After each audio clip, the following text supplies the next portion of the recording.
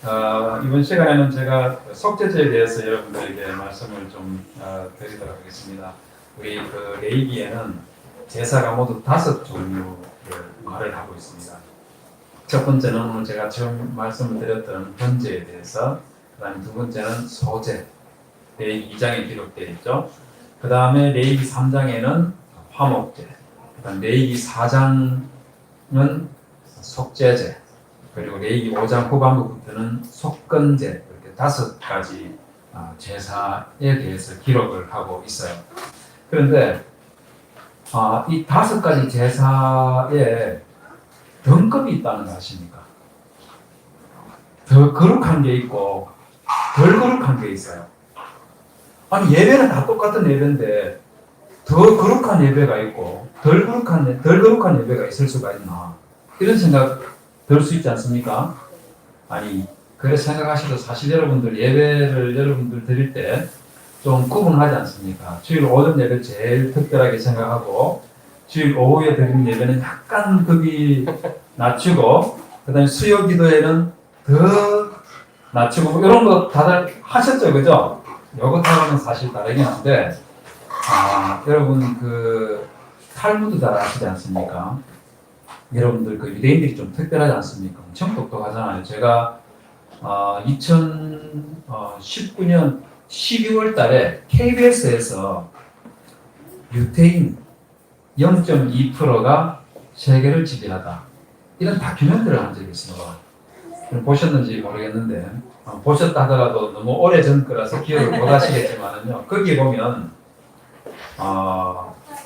미국 하버드 대학교에 학생 전체 숫자의 30%가 유대인이랍니다. 안 놀라시는 분들은 이게 어느 만큼 많은지 잘 몰라가지고 안 놀라실 것 같은데요. 전체 학생 중에 무려 6,000명이 유대인이라고 합니다. 그래도 안 놀라시는 거는 이게 수치에 대한 감각이 없는 건지 잘 모르겠는데, 우리나라 사람들은요, 하버드 대학 1년에 한두 명밖에 못 갑니다. 그런 학교에 유태인이 6,000명이에요. 6,000명. 이게 엄청난 숫자예요. 이렇게 많은 숫자의 유태인들이 하버드 대학뿐만 아니고 예일 대학교, 노벨상 수상자 22%가 유태인이랍니다. 우리나라는 2명밖에 없지 않습니까? 누구죠? 김대중 전 대통령하고, 그 다음에 작가 한강, 또 두 사람만 노벨 평화상, 노벨 문학상 받았고, 과학 분야에서, 의학 분야에서는 아무도 없습니다. 그런데 전체 노벨상 수상자의 22%, 이거는요, 상상을 초월하는 거예요. 그 비결이 뭐냐면, 유대인들의 독특한 공부 방법, 하버루트라는 건데, 하버루트라는 이 교육 방식이, 공부 방식이 뭐냐면 대화식이에요. 우리는 막 죽으라고 외우지 않습니까? 유대인들 공부하는 데 가면 저기는 도서관에도 막 시끌벅적합니다. 떠들면서 질문하고 대답하고 질문하고 대답하고 이러면서 공부를 하는 거예요. 이런 하버라트라는 이 성경 공부 방법, 요게 그대로 기록되어 있는 것이 뭐냐면 공부 방식으로 기록되어 있잖아요.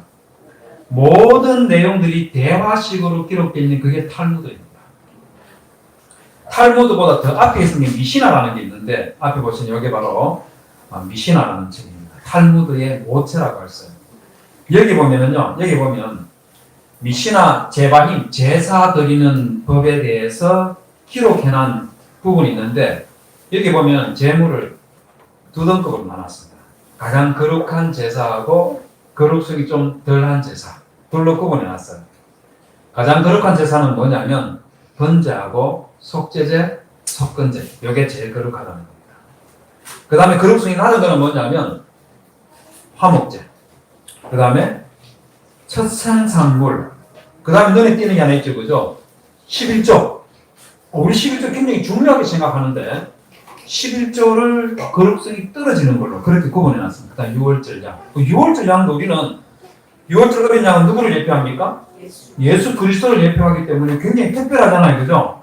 그런데 거룩성이 낮다고 이렇게 구분해놨어요.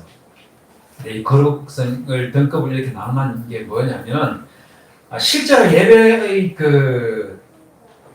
뭐랄까요, 하나님께서 덜 받는다 이런 의미는 아니고, 이게 어떤 의미냐면은 거룩성이 높은 제사의 제물은 성전 밖으로 절대로 못 갖고 나갑니다. 거룩성이 좀 낮은 것들은 성전 밖으로 가지고 나갈 수가 있어요. 화목제 제가 다 함께 나눠 먹는다 했지 않습니까? 나눠 먹으려면 사람 있는 데로 가야 될 거 아닙니까? 성소 안에서 나눠 먹을 수가 없어요. 성전 밖으로 가지고 나가야 됩니다. 11조도 보십시오. 11조 바치면은 구약시대 누가 이 11조를 가지고 먹고 살았습니까? 레인들, 제사장들이 먹고 살았지 않습니까? 레인과 제사장들의 집이 성전 안에 있는 거 아니잖아요. 성전 바깥에 살 거 아닙니까? 들고 나가야 되는 거예요. 자, 그래서 이런 것들은 거룩성이 높은 단계에 있으면은 이거 밖으로 못 가져나가니까. 그러면 안 되는 거예요. 이렇게 구분을 하는 겁니다. 그런데 가장 거룩한 제사, 번제, 속제제, 속건제 셋 중에서 제일 거룩한 건 어느 걸까요? 이 셋 중에서 제일 거룩한 거. 뭐 어차피 잘 모르니까 이걸 하나 찍어봅시다. 자, 번제에 손 들어보실 분. 생각보다 많으시네. 속제제. 속제제 네 분 정도. 속건제 한 분. 두 분이시네. 번제는 아니고요. 속건제도 아니고, 속제제 중에서, 속제제 전체가 아니고, 속제제 중에서 속제제물의 피. 이게 가장 거룩합니다. 이게 가장 거룩해요. 왜 그러냐? 제가 조금 이따 이제 설명을 드릴 겁니다. 이 속죄제 피는, 이거는요, 속죄제 피, 다른 피도 접촉하면 안 되지만, 속죄제 피에 닿는다는 건 이거는 엄청난 일입니다. 너무 엄청난 일입니다. 그걸 제가 이제 조금 이따 설명을 드릴 텐데, 왜 속죄제 피를 특별하게 취급하느냐 하면, 속죄제하고 속건제는 이게 제사를 드릴 때 드리는 동기가 다릅니다. 어떻게 다르냐면, 레위기 1장 2절과 3절 한번 보십시오. 저기 보면 번제를 드릴 때에는 번제를 드리는 취지와 목적이 무엇이냐면 하나님께 예물을 드리는 거예요. 내가 마음에 감사하는 마음에 또는 소원을 갖고자 하는 그런 마음, 화목제하고 비슷하게 말입니다. 하나님께 예물로 바쳐드리고 싶을 때 그때 드리는 것이 번제인데, 속죄제는 그게 아니고 3절 제일 마지막에 보십시오. 3절 마지막에 보면 여기는 만일 기름 부음을 받은 제사장이 범죄하여 백성이 허물이 되었으면 그가 범한 죄로 말미암아 흠 없는 수송아지를 속죄제물로 삼아 여호와께 드릴지니, 이렇게 말하면서요, 하나님께 내가 마음으로 예물 드리고 싶을 때 드리는 제사가 아니라 뭐 때문에 제사 드린 겁니까? 죄 때문에. 죄 때문에 드리는 제사가 두 종류입니다. 속죄제하고 속건제 두 종류예요. 자, 그런데 대부분의 성도님들은, 목사님들도 마찬가지예요. 속죄제하고 속건제가 왜 두 개 따로 있는지 이거 구분을 못합니다. 아니 그냥 두 개 합쳐가지고 속죄제 하나만 말하면 되지. 왜 속죄제가 있고 속건제는 또 뭐 때문에 있지? 이유를 모르는 거예요. 차이를 몰라요. 제가 딱 하나로 제가 정리를 해드리겠습니다. 모범 답안입니다. 이것 가지고 이제 시험을 쳐야 되는 겁니다. 속죄자하고 속건자하고 근본적인 차이가 뭐냐면, 내가 죄를 지었을 때에 보상을 해서 해결이 가능한 죄는 속건제, 보상이 불가능한 죄는 속죄제. 예를 들어서 살인을 했다 칩시다. 부지 중에 말입니다. 실수로 살인했다고 칩시다. 보상이 가능합니까? 불가능합니까? 불가능하죠. 어떻게 보상이, 사람이 죽어버렸는데 그 사람한테 내가 어떻게 보상합니까? 생명의 대가로 내가 돈을 막 100만 불 주겠다 이런다고 해결됩니까? 죽었는데. 보상이 안 되는 거예요. 자, 그런데 내가 이 물 한 통을 훔쳤다 칩시다. 훔쳤으면 어떻게, 이걸 구약 성경에서는요, 이 물 한 통에다가 20%를 더해서 주면 됩니다. 이 물 한 통에 물 4분의 1 정도만 또는 5분의 1 정도만 더해가지고 피해를 본 사람에게 갚으면 갚을 수가 있습니까? 없습니까? 갚을 수 있죠, 그죠? 이런 거는 속건제인 거예요. 이런 거는 속건제. 구분이 되십니까? 보상으로 해결이 가능한 죄는 속건제, 보상으로 해결이 불가능한 죄는 속죄제. 이렇게 구분이 되는 겁니다. 자, 그런데 속죄제는 이런 여기에 대해서 아주 독특한 점이 있어요. 그게 뭐냐면, 반드시 죄 지은 사람의 신분에 따라서 거기에 맞는 제사만 하나님께 바쳐야 됩니다. 무슨 말이냐면 속죄제를 드릴 때는 앞에 보시는 것처럼 네 종류가 있습니다. 네 종류가 있습니다. 자, 어떻게 다 차이가 나느냐면 제사장하고 회중이 죄를 지었을 때는 반드시 1년 된 송아지를 바쳐야 됩니다. 자, 그런데 족장이나 리더리 죄를 지었을 때는 수염소를 바쳐야 돼요. 그런데 평민이 죄를 지었을 때는 암염소나 암양을 바칠 수가 있습니다. 왜 이런 차이를 뒀을까요? 왜 그랬겠습니까? 왜 그러냐면요, 요 등급이라 사람의 신분이라고 말했는데 성경이 사람을 신분제를 두면 되나 이렇게 생각하시는 그런 문제가 아니고요. 이거는 무슨 문제냐면 돈이 많은 사람과 돈이 많지 않은 사람, 이걸 구분을 해서 돈이 없는 사람에게는 속죄제를 지었을 때에 내가 지은 이 죄 문제를 해결할 수 있는 길을 열어주는 거예요. 지금 무슨 말이냐면 예를 들어서 한번 봅시다. 여러분, 우리가 하루에 죄를 몇 번 정도 짓죠? 몇 번 정도 짓습니까? 말 못하죠, 그죠? 아니, 지금 이 순간에도 예배 드리고 있지만 우리의 마음에 무슨 생각하고 있는지를 모니터 다 비치게 해가지고 앞에 딱 보이게 해놓으면 어떻게 될 것 같습니까? 환장하다, 저거 빨리 좀 안 꺼지나 난리가 날 겁니다. 왜냐하면 사람의 머릿속은 순식간에 엄청난 많은 생각들을 하기 마련이에요. 우리 이런 것까지 생각할 건 없는데, 예를 들어서 매일 한 가지의 죄만 짓는다고 칩시다. 그때마다 양 한 마리씩 하나님께 바치려면 1년에 몇 마리 바쳐야 됩니까? 몇 마리예요? 365마리. 못 견디는 거예요. 그걸 어떻게 버팁니까? 아무도 못 버티지. 보통 이스라엘 백성들, 평민들이 가정에서 키우는 양의 숫자가 몇 마리냐면 5마리에서 7마리 정도가 한 집안에 있고, 잘 살면은 한 20-30마리. 진짜 어마어마하게 잘 쓰면 그러면은 1000마리 막 이런 식으로 가는 경우도 있지만, 보통 평범한 가정들은 5마리에서 7마리밖에 없어요. 그런데 죄 지을 때마다 한 마리씩 바치려면 어떻게 합니까? 일주일 지나고 나면 끝나버리면 그 다음부터 어떻게 할까요? 안 되는 거죠. 그러다 보니까 가난한 사람들에게는 무엇을 제물로 바치게 해놨냐면은 산비둘기나 집비둘기를 바치도록 그렇게 해놨습니다. 산비둘기, 여러분, 우리 산비둘기나 집비둘기 바치라고 할 때 다른 제사, 속죄제에서 다른 것을 드릴 때는 반드시 흠이 없어야 돼요. 그런데 비둘기를 말할 때는 흠 없는이란 말이 없습니다. 왜 없을까요? 실수로 뺐을까요? 아니면은 그게 당연히 흠 없는 것으로 그렇게 전제를 하고 있을까요? 뭘까요? 흠 없는이 들어가면 됩니다. 왠지 아십니까? 여러분, 비둘기 잡아봤습니까? 잡아본 적 없죠, 그죠?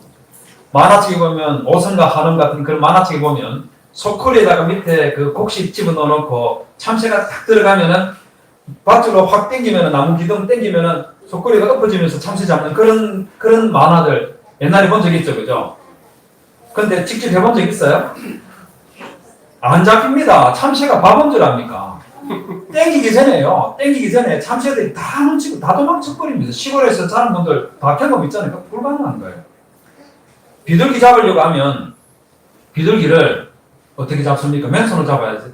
흠없이 잡으려면 맨손으로 잘 잡아야 될 거 아닙니까? 그렇게 잡을 수 있겠어요? 못하죠. 새총을 쏘든지 아니면 옛날 이스라엘 같은 경우는 돌로 던져서 잡든지 뭘 해야 되는데, 맞으면 어떻게 됩니까? 어떻게 돼요? 흠이 생길 수밖에 없죠. 그런데 그걸 흠 없는이라 이러면 한 달 내내 돌아다녀도 흠 없는 놈을 못 잡아요. 그런데 가난해서 산비둘기를 잡아서 하나님께 속죄제물을 바쳐야 했는데, 한 달 동안 이거 잡으려고 뛰어다니면 가난한 사람 어떻게 되겠습니까? 어떻게 되겠어요? 뭘 먹고 삽니까? 가족들은 어떻게 해요? 배려라는 이런 데 있는 거예요. 배려. 근데 집비둘기는요, 이스라엘 민족들이 전통적으로 집에, 자기 개인 집은 아닌데 비둘기를 사육하는 농장들이 있었습니다. 이게 지금도 이 전통이 남아 있어가지고 이집트나 아니면 시나이 반도 이런 데 가면은 앞에 보시는 저게 비둘기 사육하는 집입니다. 저기 구멍들이 보이죠, 그죠? 저 구멍 사이로 뭐가 날아다니는 거 보입니까? 저게 비둘기입니다. 비둘기예요. 자, 그런데 이런 비둘기, 이거 보십시오. 이거는 대형 비둘기 사육장입니다. 엄청 크죠, 그죠? 그 집비둘기들, 이스라엘 사람이라든지 그 인근에 있는 나라 사람들이 저렇게 키워서 집비둘기는 저렇게 키워서 잡아먹곤 하는데, 그런데 이것조차도 하나님께서는 집비둘기를 어미 집비둘기 말고 새끼 집비둘기 이걸 바치도록 가난한 사람들은 그렇게 시키고 있습니다. 그것도 안 되면 뭘 바치게 하고 있냐면요, 레위기 5장 11절에 보면 만일 힘이 산비둘기들이나 집비둘기 둘에도 미치지 못하거든 그 범가를 인하여 고운 가루 에브 10분의 1, 10분의 1이 어느 정도, 고운 밀가루 있지 않습니까? 10분의 1이 어느 정도냐면은 2.2리터입니다. 마트에 파는 좀 봉투 좀 큰 거 있지 않습니까? 그거 하나 바칩니다. 그렇게 규정합니다. 가난한 사람들에게 이렇게 성경이요, 죄를 지었을 때 배려를 해주고 있는 이런 모습들을 우리가 볼 수가 있는 거예요. 그런데 한 가지 중요한 특징은 뭐냐면은 제사장이 죄를 지으면은 반드시 수송아지를 바쳐야 됩니다. 반드시 제사장이 가난하다 해가지고 송아지 말고 산비둘기를 속죄 제물로 바치면은 이거는 무효예요. 해당이 안 되는 겁니다. 제사장이 부자기 때문에 그랬을까요? 아닙니다. 그런 이유가 아니고 제사장이 죄를 지으면은 그 죄가 미치는 영향력 때문에. 앞에 보시면 여기 보십시오. 여기 보시면 레위기 4장 3절, 13절, 14절 각각의 제사장, 회중, 족장, 평민들이 죄를 지었을 때에 대해서 쭉 이야기를 하면서 회중이나 족장이나 평민들이 죄를 지었다는 것을 말할 때 허물이 있었는데 이런 표현을 써놨어요. 제사장은 뭐라고 해놨습니까? 만일 기름 부음을 받은 제사장이 범죄하여라고 끝이 안 나고 그 다음 뭐라 했습니까? 백성의 허물이 되었으면 이렇게 말해놨어요. 이게 무슨 뜻이겠어요? 이게 무슨 뜻이겠습니까? 이게 무슨 뜻이냐면 제사장이 죄를 지었는데 그것 때문에 백성들에게 죄의 영향력이 행사될 거예요. 이게 무슨 말이냐면 쉽게 이야기하면 이 교회에서는 그런 일이 일어나면 안 되는데 예를 드는 겁니다. 여러분 이 교회에 만약에 말입니다. 새로운 신자가 일어나서는 안 되지만 7계명 간음죄를 저지른 사람이 생겨났어요. 자, 이 사람이 교회에 미치는 영향력이 클까요? 아니면 진짜 그냥 하는 소리인데 말입니다. 목사님이 간음죄를 저질렀어요.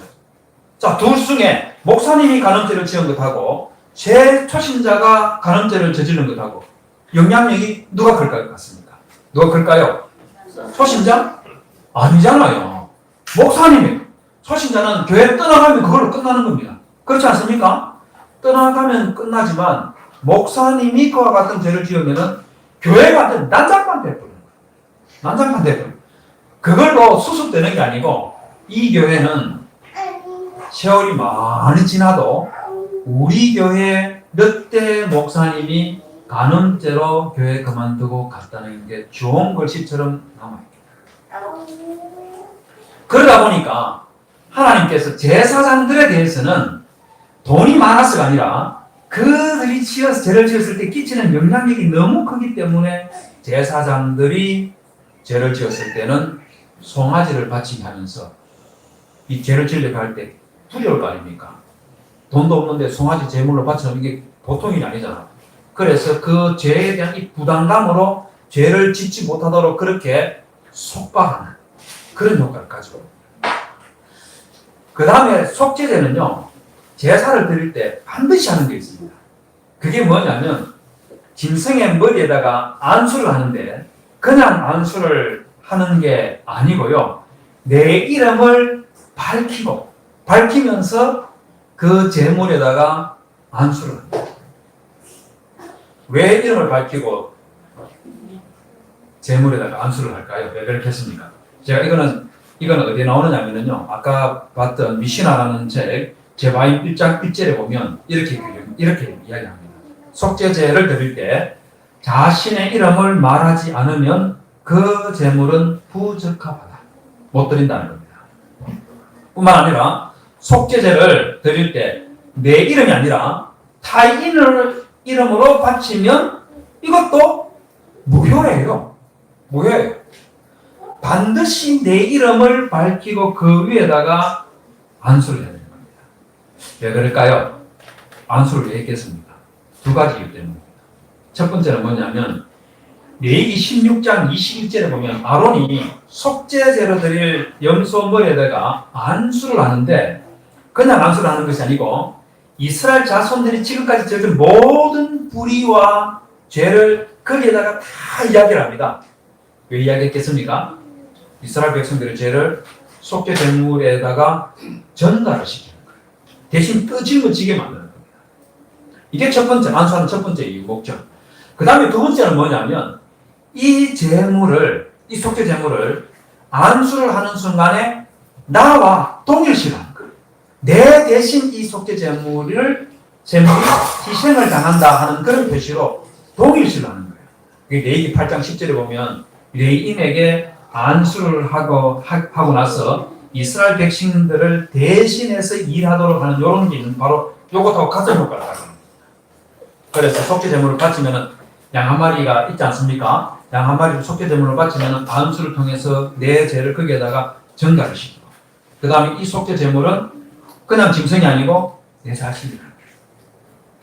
자, 그리고 난 다음에 제물을 바치는데요. 자, 레위기 4장 27절에서 31절에 보면 제물을 번제 잡는 곳에서 잡아라고 그렇게 시키고 있는데 여러분 이때 속죄 제물을 누가 잡을까요? 누가 잡을까요? 죄를 지은 사람이 이 제물을 잡도록 되어 있습니다.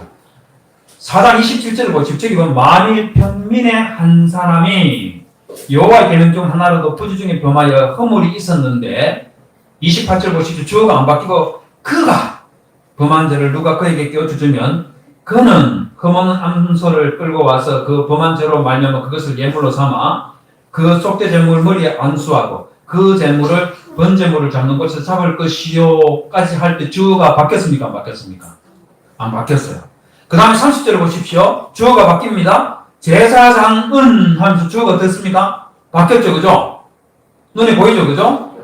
제사장은 손가락으로 그 피를 찍어 이렇게 주어가 바뀝니다. 그래서 29절까지 주어가 바뀌지 않고 그대로 이어져 오고 있는 것을 보면은 속죄 제물을 바치는 그 사람이 자기가 바치는 그 제물을 직접 잡는 거예요. 이때 잡을 때 기분이 어떨 것 같습니까? 제가 초등학교 2학년 때 한 번은 친구의 초청을 받았습니다.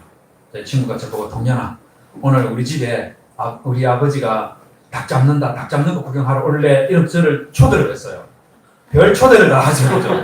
근데 그때 이런 거 중요한 일이었습니다. 왜냐하면 그때는 사실 우리나라 사람들 계란 하나 먹기도 쉽지 않은 그런 시절이었거든요. 그러니까 친구 집에서 닭 잡는다 하니까 혹시라도 닭고기 한 점 얻어 먹을 수 있을까 하는 그런 마음에 친구가 우리 집에 놀러 오라니까 막 신이 나가지고 이제 간 거예요. 갔더니만은 집안에 어른은 아무도 없고 친구 집 마당에 닭들이 여러 마리 모이를 먹으면서 왔다 갔다 다니고 있었어요. 한참 좀 있으니까 친구 아버지가 지게를 메고 이제 들어와서 지게를 광에다가 집어다 넣고 그리고는 낫 있지 않습니까?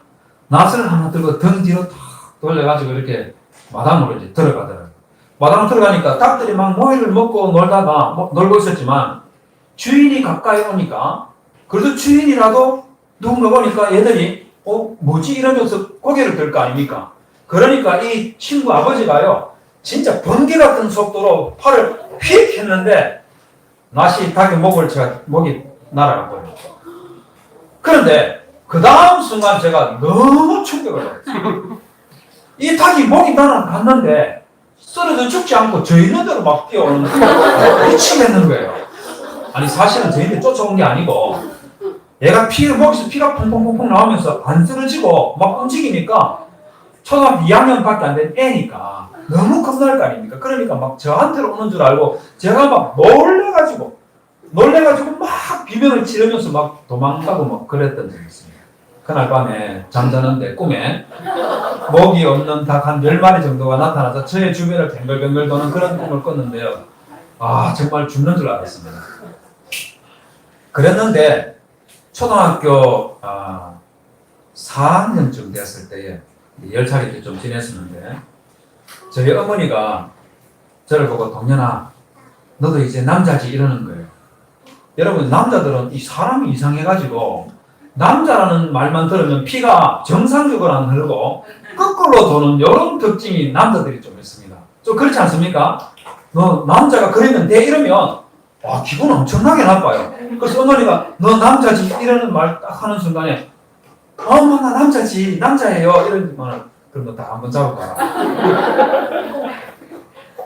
제가 깜짝 놀라서 엄마 그걸 어떻게 해요 이러니까 이 닭을 목을 비틀어 가지고 날개 밑에 집어넣으면 그러면 한참 있으면 닭이 죽는단다 한번 해봐라 이러는 거예요. 제가 그 말을 따라서 닭을 이제 잡아보겠다고 닭의 목을 붙들고 막 비트는데 이게 안 비틀어져요. 왜 그런지 아십니까? 제가 힘도 별로 없었지만은 내가 이 닭을 죽인다고 생각하니까 겁이 나가지고 목을 이게 안 들어지는 거예요. 억지로 날개 밑에 집어 넣어가지고 이래 한참을 있었습니다. 이제 죽었을라나 하는 그런 생각이 들어서 닭의 머리를 밖으로 끄집어 내니까 닭이 눈을 딱 뜨면서 너 뭐해? 이러는 식으로 쳐다보고 있는 거 있죠. 그래서 어쩔 수 없이 이 닭을 남자라는 말을 들었기 때문에 잡기는 잡아야 되겠고 이걸 어떻게 하지 고민하다가 닭의 목에다가 밧줄을 묶어가지고 감나무에 매달았어요. 그렇게 해서 잡았던 적이 있습니다. 한 10분쯤 지나니까 닭이 이제 죽었어요. 그래서 제가 막 죽은 거 확인하고 엄마 제가 닭 잡았어요 이랬더니만은 저희 어머니께서 그 옛날에 그 세수대 있지 않습니까? 세수대 뜨거운 물을 확 부어가지고 들고 오시더니만은 저에게 주면서 너 이제 닭 들 좀 뽑아 턱 뽑고 칼을 주면서 갈라서 내장을 꺼내라고 그렇게 주는 거예요. 정말 무슨 엄마가 이런 분이 다 있다는 생각이 들면서 어쩔 수 없이 남자라는 그 말에 제가 그걸 다 했다는 거 아닙니까? 그리고 나서 세월이 이제 부쩍 지나가지고 중학교 1학년이 됐을 때 그때 또 한번 저희 어머니가 이번에는 동년아 너 이제 사나이지 이러는 거예요. 사나이는 정말 무서운 말입니다. 남자들한테 남자라는 말도 엄청난 말이지만 사나이 이런 말은요 진짜 여러분 함부로 하면 안 됩니다. 사나이지 이러니까 또 무엇이 막 피가 막 이상하게 흘러가는 그런 느낌이 드는데 이번에 또 뭔 일이 있을까 해서 어머니 왜요? 이랬더니만은 너 토끼 한번 잡아볼래? 토끼는 잡을 때 뭐 머리에 정수리에 뭐 십자를 칼로 해가지고 그걸 껍질을 벗겨내고 뭐 어쩌고 저쩌고 하는데 시키는 대로 제가 해봤습니다. 정말 어마어마합니다. 조금 벗겨내니까 이 토끼 머리에 그 뼈 있지 않습니까? 그게 드러나는 걸 억지로 이제 다 벗겨서 결국은 잡기는 잡았는데 자, 그 이후로 토끼고기 한 번도 안 먹어봤어요. 도저히 먹을 수가 없어요. 그때 그 충격 때문에 제가 한 몇 년 전에 저희 어머니께 어머니 제가 어릴 때 저보고 닭 잡으라고 시켰던 거 기억나십니까? 이렇게 물었더니만은 내가 그런 걸 나한테 시켰냐? 나도 닭 못 잡는데 내가 너한테 어떻게 시켰지? 이러는 거예요. 제가 그 말 듣고 얼마나 배신감이 들었는데 아니 권사님들 이러시면 안 되는 거 아닙니까?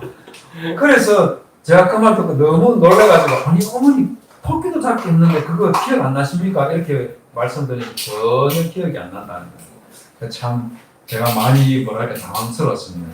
제가 왜 이 말씀을 드리냐면요. 양과 염소를 잡는 과정이 토끼를 잡는 것하고 똑같습니다. 죽여서 가죽을 다 벗겨내고 그 다음에 고기를 처리를 하고 하는 이런 것들 여러분 한다고 한번 생각해요. 그것도 내가 안수를 해서 이 고기가 내 자신이라고 생각하고 그걸 잡으면은요, 이거 너무 무서운 일이에요. 이런 일을 하나님께서 왜 속죄 제물을 바칠 때 왜 이런 걸 시켰겠습니까? 왜 그랬겠습니까? 그 이유는 죄가 그만큼 무서운 거기 때문에 우리는 죄 짓는 것에 대해서 좀 쉽게 생각을 하는 그런 경우들이 있죠. 큰 죄, 큰 죄 아니고 그냥 작은 죄들은 그냥 뭐 살다 보면 그럴 수 있지 이런 생각을 할 수가 있어요. 그런데 여러분 그렇지가 않습니다. 혹시 여러분들 이 작가 이름 들어보셨는지 모르겠는데 미치 앨범이라는 작가가 있습니다. 이 사람 미국 작가인데 베스트셀러 작가입니다. 굉장히 책 많이 팔렸습니다.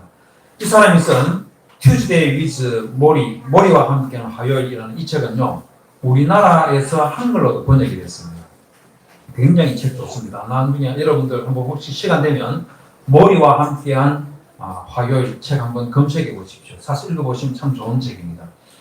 이분이 이 책 베스트셀러로 히트를 시키고 난 다음에 그 다음에 천국에서 만난 5사람이라는 책도 또 출판을 했습니다. 이것도 역시 미국에서 우리나라에서는 번역이 안 됐는데 미국에서는요 난리가 났습니다. 굉장히 많은 사람들이 이 책을 읽었을 뿐만 아니고 영화로도 찍었어요. 영화로 찍은 앞에 보시면 이게 바로 영화에 나오는 한 장면인데 이 책에서 첫 번째 주인공이 에디라는 소년인데요. 이 에디라는 아이가 나중에 늙어서 죽어서 천국 가서 5명을 만나는 건데 앞에 보시는 요 사람이 에디라는 사람이고 이 사람이 첫 번째 만난 사람이 파란 피부를 하고 있는 사람을 만납니다. 두 사람이 대화를 나눈 내용이 첫 번째 에피소드에 나오는데 제가 읽으면서 너무너무 충격을 받았어요. 내용 때문에. 내용이 막 폭력적이고 이래서 충격을 받은 게 아니고요. 기가 막히다는 생각이 드는 거예요. 왜 기가 막히다는 생각이 드냐면 이 에디가 천국 가서 파란 피부를 가지고 있는 저 사람을 만났는데 이 사람이 뭐라고 했냐면 에디란 지금은 할아버지지만 에디란 사람에게 내가 너 때문에 죽었어 이렇게 시작하는 거예요. 에디라는 사람이 그 말 듣고 깜짝 놀라가지고 아니 지금까지 어느 누구도 사람을 죽여본 적도 없고 다른 사람에게 욕도 한 번 해본 적도 잘 없는데 왜 저 때문에 죽었어요? 이렇게 말하니까 파란 피부를 가진 사람이 왜 이 에디라는 사람 때문에 죽었는지를 말을 해주기 시작하는데 이 에디라는 사람이 9살 때에 생일 선물을 받았어요. 야구공하고 글러브를 생일 선물로 받은 겁니다. 친구하고 같이 공원에서 공을 던지고 받는 이 놀이를 하다가 공 놓칠 수 있지 않습니까? 공이 이 에디를 머리를 넘어가지고 도로로 들어가 버렸어요. 그러자 에디가 어떻게 했겠습니까? 공을 주러 막 뛰어간 거예요. 그리고 공을 주러 가서 공을 딱 주우려고 했는데 그 순간에 차가 한 대 오다가 에디를 발견하고 급정거를 한 겁니다. 급브레이크를 선 거예요. 에디를 치우지 않고 일단은 서기는 섰는데 문제는 뭐냐면 바로 이 파란 피부를 가진 이 사람이 심장병이 있었습니다. 심장병이 있었던 거예요. 너무 놀래가지고 서기는 섰는데 에디는 차가 끼익 하고 서니까 그리고는 한번 쳐다보고 그냥 공을 들고 다시 친구에게 돌아가서 공놀이를 계속 했고 그런데 이 사람은 차를 몰고 다시 출발을 했는데 얼마 가지 못해서 심장마비가 와가지고 심장마비가 와서 그냥 그렇게 죽었거든요. 이 사람 장례식 때 에디가 또 같은 동네 사람이니까 장례식에도 참석을 했어요. 그런데 장례식 참석하고 있으면서 나 때문에 죽었다는 거 꿈에도 생각 못하는 거죠. 그 이야기를 해주니까 에디가 이 에디라는 사람이 막 절규를 하면서 선생님 난 몰랐어요. 내 말을 믿어줘요. 하나님 정말 몰랐습니다. 이러면서 지금이라도 죄값을 치르겠습니다. 내 죄를 보상해 줘야죠. 뭐 이런 대화가 나옵니다. 여러분 근데 이거 한번 보십시오. 지금이라도 죄값을 치르겠다고 하고 죄를 보상해 주겠다고 하는데 어떻게 보상하죠? 이미 죽어버렸는데 천국 가서 만났는데 보상은 어떻게 합니까? 그 다음에 죄값을 치르겠다는데 이거 어떻게 치른다는 거예요? 다 불가능한 것들이에요. 제가 이거 보면서 내 인생에서도 내가 직접적으로 누구를 죽이고 이런 적은 당연히 없지만 내가 아무 생각 없이 했던 행동이나 또는 말 때문에 나는 지금 아직까지 전혀 눈치도 채지 못한 그런 엄청난 일이 일어났을 수도 있겠다. 이 생각하니까 너무 뭐랄까요? 긴장이 확 되면서 겁난다는 생각도 들고 과연 내가 천국 가서 내 인생을 보여주는 그런 이 비디오가 있으면 그거 볼 때 무슨 사건이 어떤 일들이 있었는지 그걸 보여주면 내가 얼마나 충격을 받아. 이 생각하니까 참 놀랍다는 그런 생각이 들었습니다. 여러분 그렇지 않습니까? 여러분 앞에 있는 이 사진 누군지 아시죠? 잘 아시잖아요. 최진실 씨이지 않습니까? 이분이 정말 안타깝게도 스스로 목숨을 끊었었고 그 이후로 그 이혼한 자기 전 남편도 자살했고 이분의 남동생도 자살을 했습니다. 이분이 왜 자살했는지 아십니까? 왜 자살했는지 아십니까? 심플한 겁니다. 최진실 씨의 기사에 달린 악플들 때문에 그것 때문에 감정을 추스리지 못하고 그래 내가 죽으면 너희들이 어쩌는가 한번 보자 이러면서 충동적으로 그 악플 때문에 자살을 해버린 거예요. 이게 놀랍던 생각 들지 않습니까? 악플 다는 사람이 내가 이 악플 달면 최진실 씨가 자살할 거라고 생각하고 악플을 달았겠습니까? 아니면 그냥 재미삼아 올렸겠습니까? 재미삼아죠. 악플 단 사람은 재미삼아 올렸는데 정작 당하는 사람은 그것 때문에 목숨을 끊어버린 거예요. 여러분 로마서 3장 10절에서 15절에 보면 이런 말씀이 있습니다. 기록된 바 의인은 없나니 하나도 없으며 깨닫는 자도 없고 하나님을 찾는 자도 없고 다 치우쳐 함께 무익하게 되고 선을 행하는 자는 없나니 하나도 없도다. 그 다음 보십시오. 그들의 목구멍은 열린 무덤이요 그 혀로는 속임을 일삼으며 그 입술에는 독사의 독이 있고 그 입에는 저주와 악독이 가득하고 그 말은 피 흘리는데 빠른지라 했는데 자 여기서 죄를 짓는 사람의 신체 중에서 가장 많이 언급된 신체가 어느 겁니까? 어느 겁니까? 13절에서 14절까지 있는 것 입입니다. 그들의 목구멍 입이잖아요. 그 혀 입이잖아요. 그 입술 입이지 않습니까? 14절 그 입에는 다 입입니다. 입에서 하는 이 말들 우리가 쉽게 하는 뒷담화 쉽게 하는 다른 사람에 대한 평가 그냥 심심풀이를 했던 이 이야기들 이런 것들이 우리는 쉽게 하는데 이것들이 쌓이고 쌓여서 사람을 말입니다. 사람을 정신적으로 심리적으로 심각한 상태로 몰아넣는다는 걸 우리 성경이 이렇게 말해주고 있는 거죠. 이런 걸 생각하면요 우리가 죄를 말입니다. 작은 죄라고 가볍게 여길 게 아니라는 거죠. 아니라는 거죠. 근데 문제는 뭐냐면요. 내가 가볍게 생각하는 이 죄 때문에 이런저런 많은 일이 일어났는데도 불구하고 내가 그것을 해결할 능력이 전혀 없다. 그게 문제인 겁니다. 그래서 드리는 것이 속죄제인데 여러분 속죄제물은요. 제물은 고기를 하나님께 바치는 것 하나다 말입니다.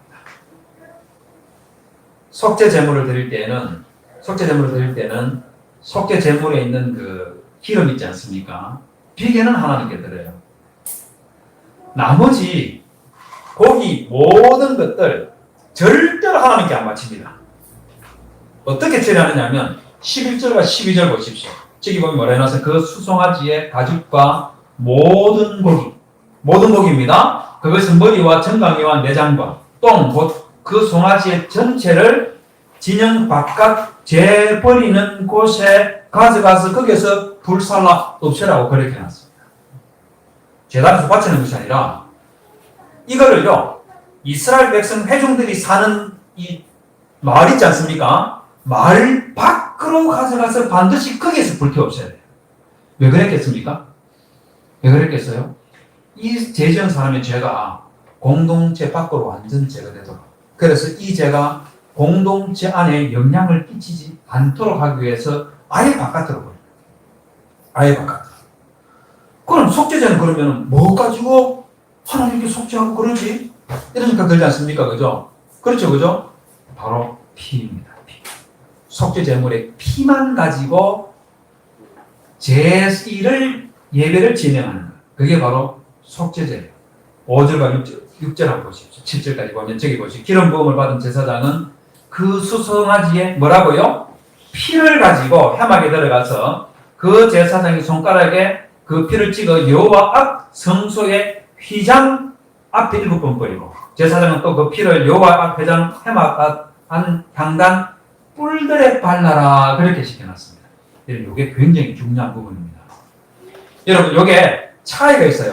제사장하고 회중들이 죄를 지었을 때는 여기 보시면 성소 안에 있는 회장 여기 천막 앞에 7번 뿌리고 그 다음에 여기 분향단인데요. 분향단이 뿔 보십시오. 빨간색이 보이죠, 그죠? 저기 네 뿔에다가 모두 다 피를 바르도록 시켜놨습니다. 그 다음에 족장하고 평민하고 가난한 사람들이 죄를 지었을 때는 성소 안에 있는 분향단 뿔 말고 성소 바깥에 번제단이 있었습니다. 번제단. 바로 이게 번제단입니다. 이 번제단에도 보십시오. 네 모퉁이 보시면 뭐가 있죠, 그죠? 이게 뭐겠습니까? 이게 뿔이에요, 뿔. 뿔이 번제단 네 모퉁이에도 뿔이 있고 분향단 네 모퉁이에도 뿔이 있어요. 뿔이 여기에다가 피를 바르도록 시키고 있습니다. 이거 알았습니까? 처음 보는 거죠, 그죠? 성경에 몇 기로 깨어 있었는데 워낙 그냥 대충 읽고 건너갔거나 또 읽었어도 잊어버렸기 때문에 기억을 못하는 건데 이 네 모퉁이 그 뿔인 여기다가 반드시 피를 바르도록 그렇게 시켜놨어요. 왜 그랬을까요? 왜 그랬을까요? 이게 뭔데? 여러분 열왕기상 1장 50절에 보면 솔로몬의 형님이었던 아도니아가 다윗이 말입니다. 솔로몬을 왕으로 세우려고 한 아도니아가 자기가 왕이 되려고 시도를 했던 적이 있어요. 이것 때문에 솔로몬이 왕이 딱 되니까 아도니아가 겁이 나가죠. 솔로몬 대신해서 자기가 왕 위에 오르려고 했으니까 반역자 아닙니까? 역적 아닙니까? 그러니까 자기가 죽을까봐 겁이 나가지고 막 도망을 갔습니다. 어디로 도망갔냐면 성막 해막으로 도망을 가서 그 다음 뭐 하느냐면 저기 보십시오. 50절에 뭐 해놨습니까? 제단 뿔을 잡았다 해놨죠, 그죠? 제단 뿔을 잡았어요. 제단의 뿔, 번제단의 뿔을 잡았다는 겁니다. 여기에만 이런 게 있는 게 아니고 사도행전 2장 28절에 보면 이번에는 요압 장군 여러분 기억하시죠, 그죠? 다윗의 장군들 중에서 제일 유명한 사람이 요압이었지 않습니까? 그 요압도 역시 말입니다. 솔로몬이 다른 누군가에게 벌을 줬다 하는 그 말을 듣고 요압이 듣고는 자기도 죽을 거라는 것을 직감하고 도망을 쳐서 어디로 가느냐면요. 또 보십시오. 성막으로 가서 뭘 잡았다 했습니까? 제단뿔을 또 잡았습니다. 왜 이런 짓을 할까요? 왜 제단뿔을 가서 붙잡았을까요? 왜 그랬겠습니까? 이유가 있습니다. 이유가 있습니다. 탈무드 산헤드린이라는 곳에 보면은요 이런 말이 있습니다. 납비 하난이라는 사람에게 누군가가 미래의 하나님께서 세상을 심판하는 종말은 언제쯤 오게 됩니까? 이렇게 질문하니까 납비 하난이가 뭐라 하냐면 병든 사람을 위해서 물고기 한 토막을 구해도 구할 수 없는 시대가 되지 않는 한 다윗의 자손은 오지 않는다. 메시아가 온다는 겁니다. 그러면서 에스겔 32장 14절에서 이런 말을 했었고 그리고 또 에스겔 29장 21절에서는 이런 말을 했는데 하면서 그날에 내가 이스라엘 족속에게 한 뿔이 솟아나게 하고 이렇게 말합니다. 자, 여기서 말하는 한 뿔이 요 한 뿔이 있지 않습니까? 이 한 뿔이 누구냐면 바로 다윗의 자손입니다. 다윗의 자손을 한 뿔로 이렇게 말을 합니다. 왜 이랬겠습니까? 그 다음에 누가복음 1장 68절에 보면 요한의 아버지가 말입니다. 요한의 아버지가 세례 요한이 태어났을 때 하나님께 막 찬송을 하는데 저기 보시죠. 찬송하리로다 주 이스라엘의 하나님이여 그 백성을 돌아보사 속량하시며 우리를 위하여 뭘 했다고요? 구원의 뿔을 그 종 다윗의 집에 일으키셨으니 이렇게 말합니다. 바로 여기서도 볼 수 있는 것처럼 이 구원의 뿔과 메시아를 상징하는 것으로 그렇게 취급을 하고 있는 거예요.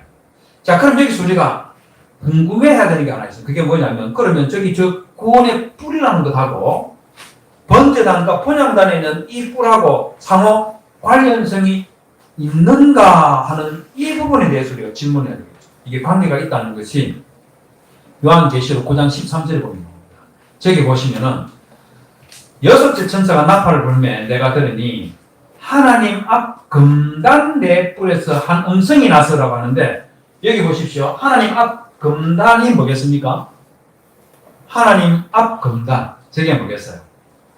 저게 뭐냐면 성막 안에 있는 분향단 있지 않습니까? 그걸 금단이라고 합니다. 금으로 만들었다고 해서 금단은 그 네 뿔에서 한 음성이 났다고 하는데 이 뿔 네 개 아까 보여드렸지 않습니까? 피 발라난 거기에서 음성이 나온 거예요. 자 여기서 이 뿔에서 한 음성이 났다고 해서 이 네 뿔에서는 이 음성의 주인공이 누구입니까? 누구의 음성입니까? 이거를 풀어야 되는 거예요. 주인이 누구이겠습니까? 요 말을 하고 나서 나중에 요한계시록 9장 13절 이하를 여러분들 한번 읽어보십시오. 그렇게 읽어보면 이 한 음성이 나와서 뭘 하느냐면 천사에게 이 땅에 있는 사람들 3분의 1을 죽이도록 명령하는 장면이 나옵니다. 자, 그럼 한번 생각해 보십시오. 천사들에게 명령할 수 있는 존재는 누가 있습니까? 성부 하나님이나 어린 양으로 계시록에서 말하고 있는 메시아 예수 그리스도 두 분 중에 한 분밖에 없어요. 두 분 중에 한 분밖에 없습니다.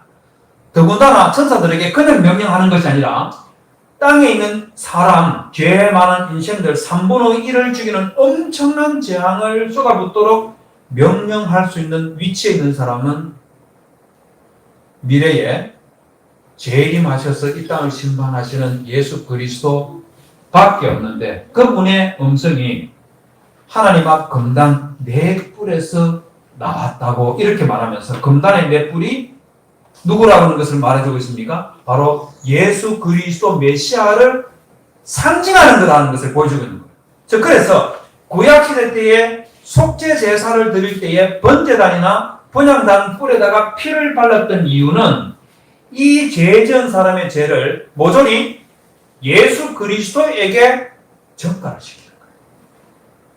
거기에다가 전가시키고 대신에 예수 그리스도께서 그 죄지은 사람의 죄를 대신 짊어지시는 거예요.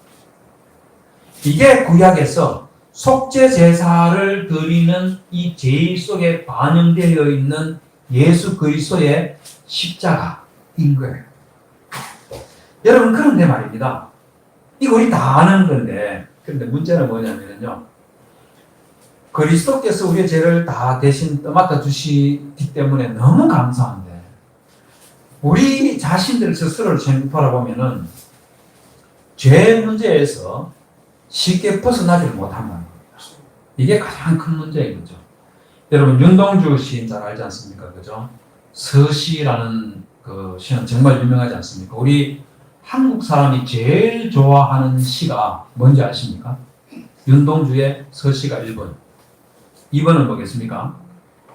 김소월의 진달래가 두 번째입니다. 두 사람이 또 우리나라 사람들이 제일 좋아하는 시인이고 그렇답니다. 이 윤동주 시인이요. 간이라는 그 시를 쓴 적이 있습니다. 간 이 시를 어디에서 모티브를 가졌냐면 여러분 우리나라 전래동화 속에 토끼가 거북에게 쏘아가지고 용궁으로 내려가는 적이 있죠. 그죠? 왜 그랬습니까? 용왕이 자기 딸이 병에 들었는데 이 병을 고치려면 토끼의 간이 필요하다는 거죠. 그래서 이 거북이가 바깥으로 나가지고 육지로 나가지고 토끼를 구슬려서 용궁까지 데려갔다가 토끼가 나중에 눈치를 채고 도망쳐 나오는 그런 전래동화가 있지 않습니까? 윤동주 시인이 바로 여기에 모티브를 착안해가지고 간이라는 시를 쓴 거예요. 지금 내용이 이렇습니다. 바닷가 햇볕 마른 바위 위에 섭한 간을 말리우자. 왜 섭한 간이겠습니까? 거북이 쏘아가지고 용궁 물 속에 들어갔었으니까. 물 마신 그것 때문에 간이 물에 젖었다는 거죠. 그 섭한 간을 말리우자. 코카스스 산중에서 도망해 온 토끼처럼 둘러리를 빙빙 돌며 간을 짚자. 거북이 안 속겠다는 겁니다. 거북이 유혹에 꾀임에 안 넘어가겠다는 거죠. 이 말은 다르게 말하면 죄의 유혹에 안 넘어가겠다는 겁니다. 그래서 간을 지키면서 내가 오래 기르는 여인 독수리야 와서 뜯어먹어라. 실험 없이. 너는 살찌고 나는 여의어야지. 그러나 거북이야 다시는 용궁의 유혹에 안 떨어진다. 프로메테우스, 불쌍한 프로메테우스, 불도적한 저로 목에 맷돌을 달고 끝없이 침전하는 프로메테우스. 이렇게 말하면서 이 시에서 윤동주 시인이 보여주려고 하는 게 뭐냐면요, 이 죄의 유혹 있지 않습니까? 그것들 앞에 속절없이 무너졌던 그 자기 자신을 생각하면서 다시는 이 죄에 빠지지 않겠다고 스스로를 믿음으로 신앙으로 지키려고 하는 그런 모습을 이 시에다 이렇게 투영을 하는 겁니다. 그런데 문제는 뭐냐면 이렇게 해를 써도 사람은 죄로부터 자유로울 수가 없다는 거죠. 자유로울 수가 없다는 겁니다. 여러분, 그렇기 때문에 사도 바울이 로마서 7장 23절에서 25절에 이 우리 사람이 해결할 수 없는 이 죄 문제를 해결할 수 있는 유일한 방법에 대해서 절규하듯이 저기서 말합니다. 23절을 보십시오. 내 지체 속에서 한 다른 법이 내 마음의 법과 싸워 내 지체 속에 있는 죄의 법 아래로 나를 사로잡아 오는 것을 보는도다. 정말 보십시오. 내가 하나님 말씀대로 살고 싶어서 발버둥을 치는데 내 속에 또 다른 죄의 법이 나를 사로잡아가지고 죄 짓게 만드는 그걸 쳐다보고 있는 거예요. 그러면서 사도 바울이 뭐라냐면 오라 나는 공고한 사람이로다. 이 사망의 몸에서 누가 나를 건져내랴. 끊임없이 죄의 유혹 앞에서 맞닥뜨려대는 그런 인간의 모습을 사도 바울이 말하면서 말입니다. 이 죄에 끊임없이 유혹당하는 나, 이 사망의 몸에서 누가 너를 건져내고 구원할 수 있냐? 그 질문을 던지는 거죠. 그러면서 25절에서 사도 바울이 이렇게 고백을 합니다. 우리 주 예수 그리스도로 말미암아 하나님께 감사하리로다. 무슨 말이겠습니까? 바로 예수 그리스도께서 우리의 죄 문제를 해결한다는 겁니다. 그리스도께서 해결한다는 거죠. 여러분, 사람하고 동물하고 비슷한 것도 많이 있지만 차이 나는 것들이 많이 있죠. 비슷한 거는 뭐 많이 있습니다. 사람이나 동물이나 태어나서 죽을 때까지 먹어야 되지요. 마셔야 되지요. 또 자야 되지요. 종족 번식해야 되죠. 사람이나 동물이나 그냥 똑같은 거예요.